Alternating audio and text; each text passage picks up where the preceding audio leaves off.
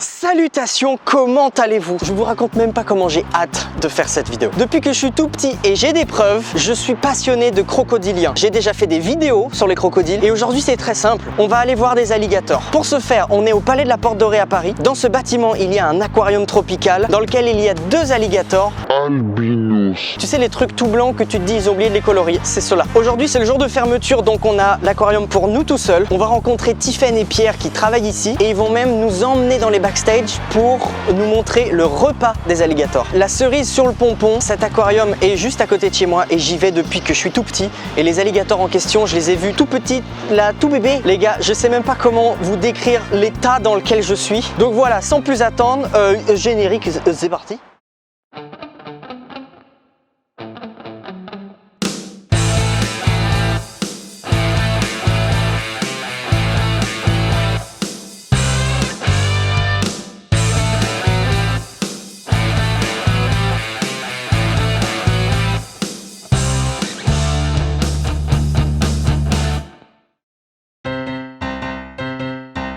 Ok, contexte, mots-clés, écoute bien. Donc, depuis tout petit, passionné des animaux, rapaces, mammifères marins, reptiles et surtout crocodiles. D'ailleurs, on dit crocodiliens. Donc, il y a les crocodiles, il y a les alligators et les caïmans, il y a les gaviales et tout ça, c'est les crocodiliens. Ça va, c'est pas trop compliqué.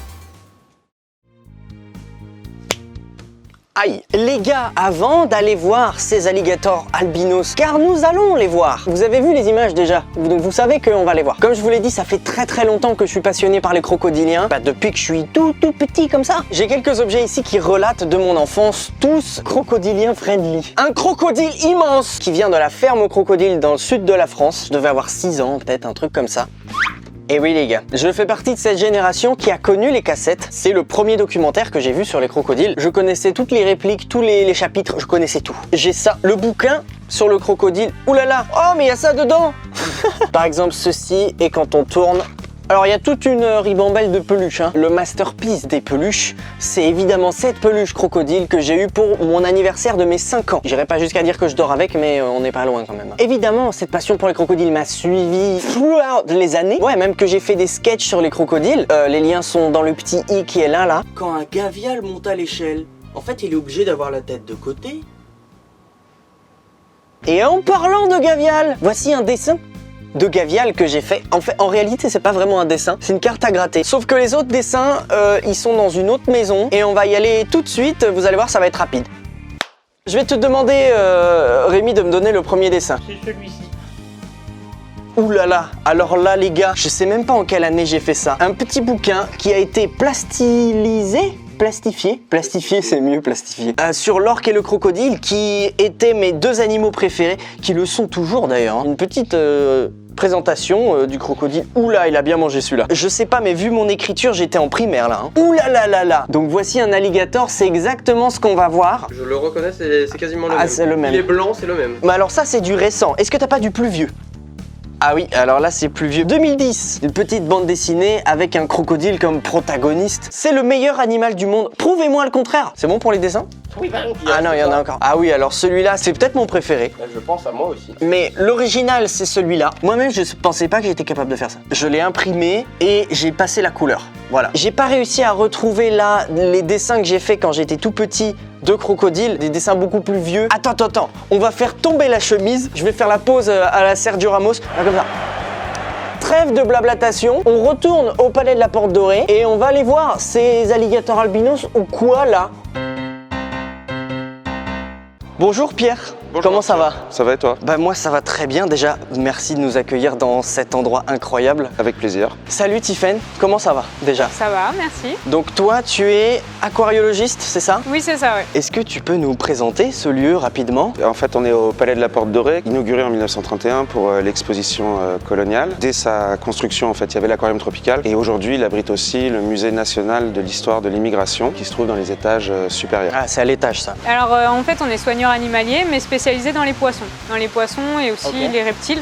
Donc nous, à l'aquarium de la Porte Dorée, on a des alligators albinos et on a aussi pas mal d'espèces de tortues. Et surtout des poissons donc tropicaux, d'eau douce et d'eau de mer. Parce que là, on montre surtout les alligators, mais évidemment, il y a plein d'autres poissons, c'est un aquarium.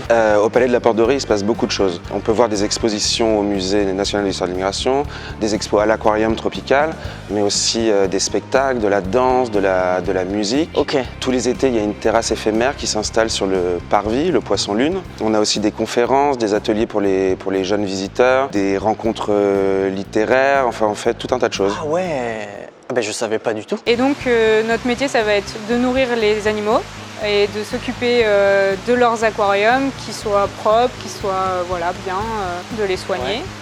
Et voilà, de veiller au bien-être des animaux aussi. Nos alligators albinos sont les stars de l'aquarium et du palais. On est très connus pour ça, mais en fait, il y a énormément de choses à faire, à voir, à écouter. La fosse aux crocodiles existe depuis bien avant. La fosse aux alligators a été construite au même moment que le reste du palais. Ah d'accord. Qu'est-ce que toi, tu as fait comme étude? Alors, ça demande un petit peu moins d'études que faire vétérinaire, par exemple. Mais c'est vrai que moi, j'ai fait une licence en aquariologie et aquaculture continentale. Ok. Et donc, ça se pratique aussi, c'est surtout par des stages. De fil en aiguille, c'est vraiment, on se fait un nom, on connaît du monde.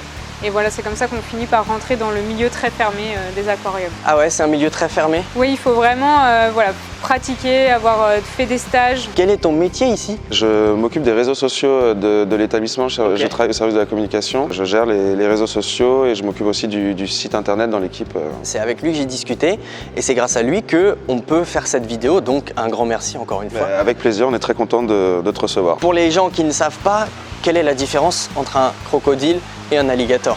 C'est une différence de morphologie déjà. Les alligators, ils vont avoir le museau un peu plus plat que... Ouais. Une sorte de petit toboggan. Voilà, c'est ça. La différence de taille aussi, hein, le crocodile peut devenir encore plus gros. Pendant un an, ça a fermé parce que vous avez fait des travaux dans l'aquarium. C'était des travaux de mise en accessibilité pour tous les publics, l'installation d'un ascenseur pour les poussettes ou les personnes à mobilité réduite. Alors, on a toujours une femelle qui est dominante par rapport à l'autre. C'est pour ça qu'on les a séparées en ce moment, parce qu'on a la plus petite qui est juste ici. On l'a séparée pour qu'elle reprenne un petit peu de poids par rapport à l'autre. Elles ont le même âge les deux? Elles ont le même âge. Elles sont sœurs ou... Ouais, voilà, c'est des sœurs. Et donc, dans quelques temps, on enlèvera la barrière pour essayer de les remettre toutes les deux. Les chamailleries entre frangins. Et on a aussi changé des bacs, tout ce qui se passe derrière les bacs. On a rouvert l'aquarium en juin dernier. Alors, oula, on voit plus rien du tout là. Ouais, parce que là, il y a la brumisation. Donc... Alors pourquoi? C'est pour les plantes en fait. Ah, c'est pas du tout pour les alligators? Non, c'est pas pour les alligators, c'est pour les plantes. Okay. C'est comme ça, on a une atmosphère très humide et vu que c'est des plantes tropicales, elles ont besoin d'être toujours humides au niveau des feuilles. Qu'est-ce qu'on peut y voir en ce moment en fait? Novembre, on inaugurera une nouvelle exposition temporaire au Musée national de l'histoire de l'immigration qui s'appelle Picasso, l'étranger. Oh, j'ai rien d'autre à dire que... Allez-y. En fait, c'est des animaux, on me demande souvent combien de fois par jour ils mangent. C'est pas par jour du tout, ouais. C'est plutôt par semaine en fait qu'on leur donne.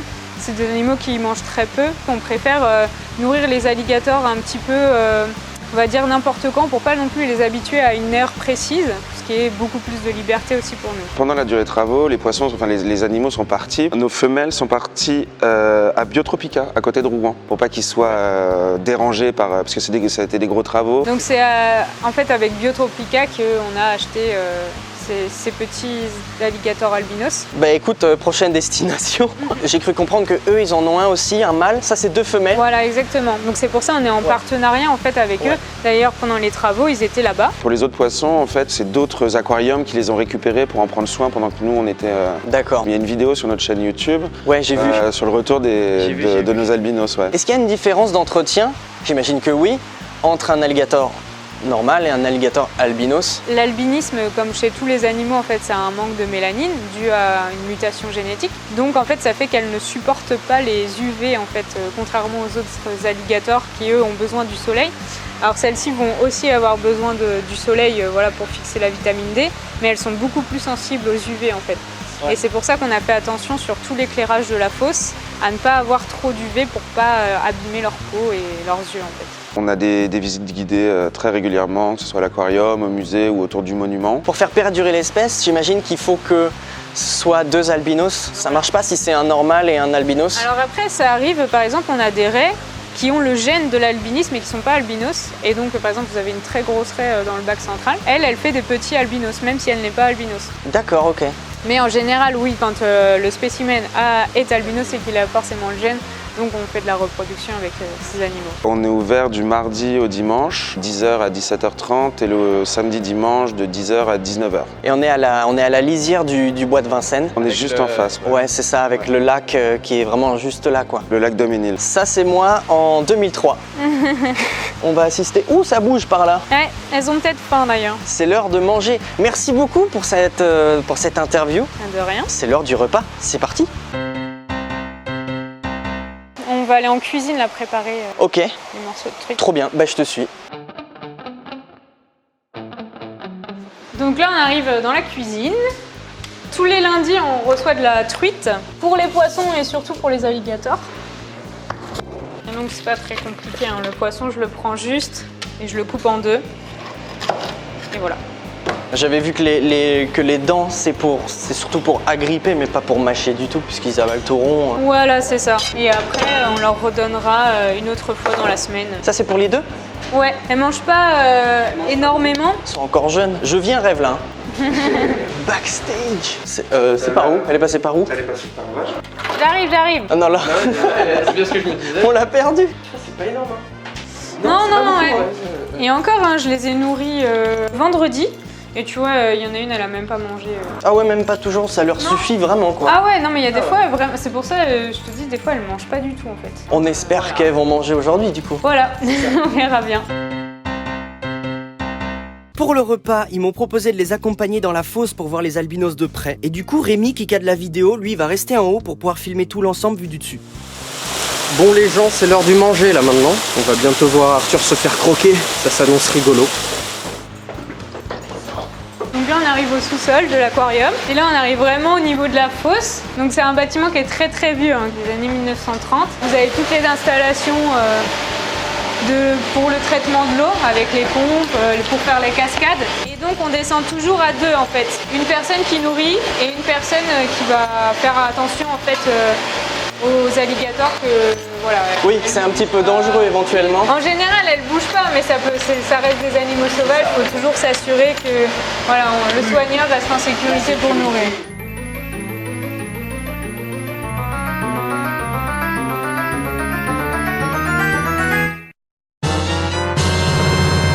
Donc regardez, Rem, il est là-haut et nous, on est descendus. Et déjà d'ici, voilà, tu peux voir de plus près les animaux.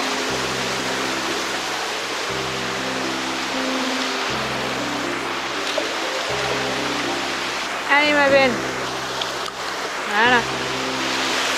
À ce moment-là, j'étais sur un nuage. Je l'ai pas trop montré pendant le tournage parce que j'étais très concentré sur ce qu'il fallait que je fasse, mais je vous avoue que me retrouver dans cette fosse que j'observe pendant des heures depuis que je suis tout petit, ça m'a séché. Les gars, je sais pas quoi dire, je suis ému. On a l'autre. Et l'autre elle se dit moi alors, vas-y, il a un croc. Comme si elle a pas l'air d'avoir faim en fait. Elle en veut même pas. Elle a pas beaucoup mangé celle-là. J'ai vu passer 3 générations de crocodiliens dans cette fosse. Je me souviens encore de quand les albinos sont arrivés. Je suis allé les voir tout de suite, elles avaient à peine 1 an. Depuis, je reviens régulièrement, je les ai vus grandir. Ah ils sont beaux hein. Enfin, elles sont belles. C'est trop bien de les voir bouger en fait. Attends, il m'en reste un bout. Je vais lui redonner. Je sais pas si vous vous rendez compte de la rareté de cet animal. Des alligators albinos, il y en a à peu près 50 dans le monde et on en a 2 juste devant nous. Grosse faim aujourd'hui.